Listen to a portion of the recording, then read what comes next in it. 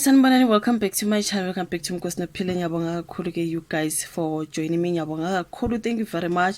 Ungakhohlwa ukuthi usubscribe, like video, share into ezinjalo you guys. So kule video ngizathi ukukhuluma ngale ntombazana you guys encane kakhulu for me makuthiwa ina 21 okuthiwa ke ibanjiwe laphana you guys entweni yabo le you guys yokushushumbisa idakamizwa something like that sokuthiwa ke uye wabanjwa imshini ke laphana you guys khona manje ba busy bamsusa ke lezo idakamizwa kuthi ungeniswa ku X-ray. When I read the story kushuthi uyangeniswa laphana when you arrive e-airport mhlawumbe X-ray izobonisa ukuthi ingabe awukho into efani emzimbeni wakho something like that. Angazi isebenza kanje le ndaba yabo you guys.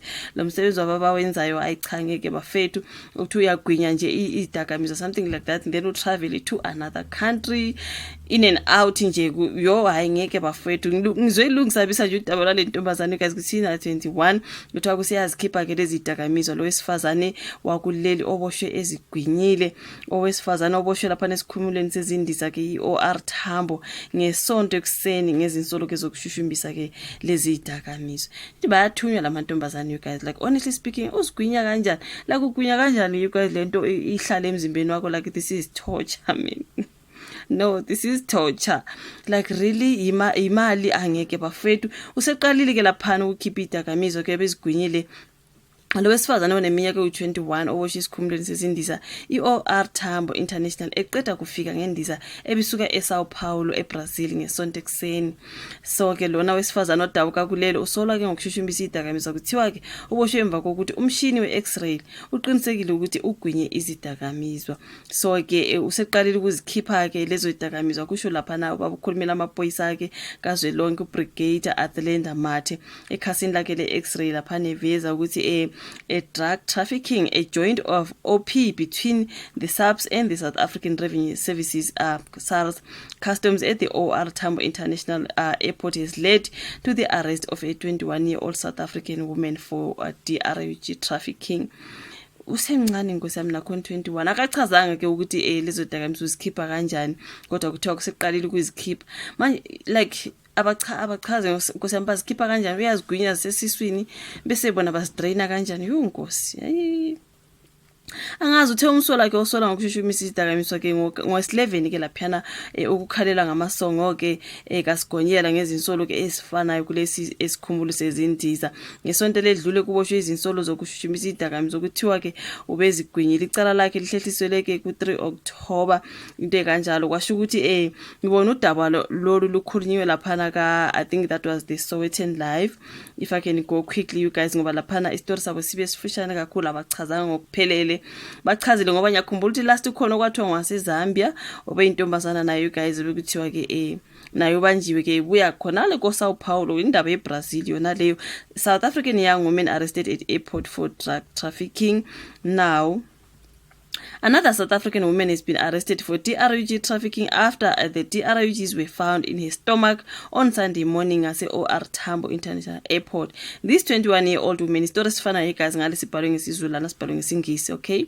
This 21-year-old woman was profiled and intercepted after arriving on a flight from Sao Paulo in Brazil on 9 a.m. According to the National Police spokesperson Brigadier Athlenda Mathe, she was taken to a local hospital where an X-ray confirmed that she had foreign objects in her stomach. She has already released a number of bullets from her body and is in police custody, where police are closely monitoring the release of further DRUG bullets. This process is still unfolding. This is the 11th DRUG mule to be arrested at OR Tambo Airport in 2 months. On September 22, a 30-year-old Namibian drug mule was arrested after arriving from Sao Paulo again. She too was taken for medical examination and released more than 60 DRUG mules bullets, sorry. Now on September 3rd, guys like baba gqiba na baba abuse abagqiba zabe ngo60 yo.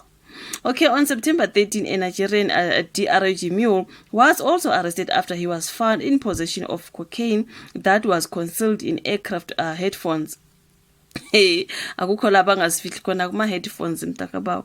He too had just landed from Sao Paulo.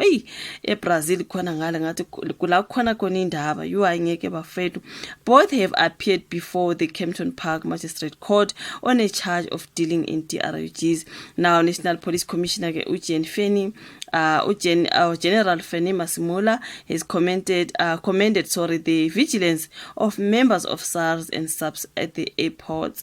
Now, our men and women in blue are working closely with SARS, customs, and various stakeholders to continue to assert the authority of the state of all our ports of entry. We appreciate the hard work and dedication of our members and urge them to do more to squeeze the space for criminals. DRUG traffickers are feeling the heat and there is nowhere to hide. Njengoba ke bebabamba ngobuningi kanjena you guys, mina kumbuzwa ukuthi uzigwinya kanjani kasi mina ugwinya and then bese ugibela uyahamba. And then must often get toilet, what happens? Like guys, like no man, I've got so many questions. Like 60 of them, 60 bullets. So I abuse it. Uzugwinya 60 wonke I bafethu ngeke. Like no man. This is torture though. Kulaba abathumayo angazi you guys. Kodwa kulaba abathumayo abagwinyisayo hayi bahlukumeza izingane zabantu kusami yini yona le, like honestly umusuba nje usiyaboshwa. Like usukhokheliwe naleyo mali yakho you guys, like ukuthi nje you bafethu no. She is 21 years old. Usemncane you guys, at the age of 21. This is just no man. I am killing le ndaba when it comes to me. When I'm 21 because I'm ngcono lo waseNamibia when I'm 30. This 21-year-old yabona le face yakhe abayibonisanga because they covered her face babonise nje umzimba ngapha laphana ku picture ke ngapha ababonisanga inhloko.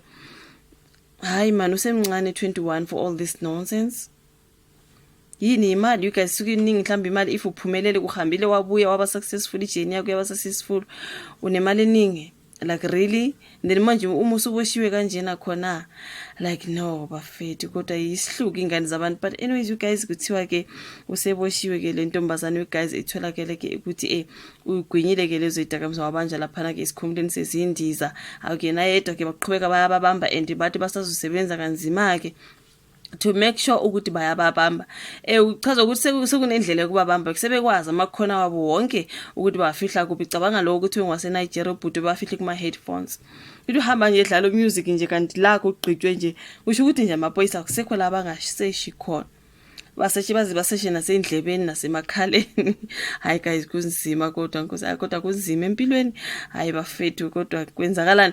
But anyways you guys isona story lesike ngisibonile ngizwa ngifuna ukuthi ngikhulume ngasentombazane leyisencane ngiyayizwela ngosamona 21.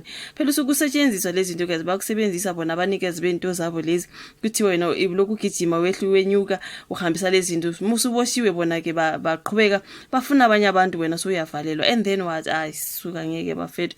But anyways your thoughts on the comment section ke makuza kulolu daba ke lwalaba amantombazana amancane Nkosi yami abanjwa ke ebengena bephuma emazweni beshushumbise idakamizwa. Siyazi kodwa ukuthi basuke bethunyiwe into ekanjalo you guys kodwa ziyabakhalela ke lapha guys kuba buhlungu ke uma sebebanjiwe kanjena you guys ngathi badila khona le ko Brazil.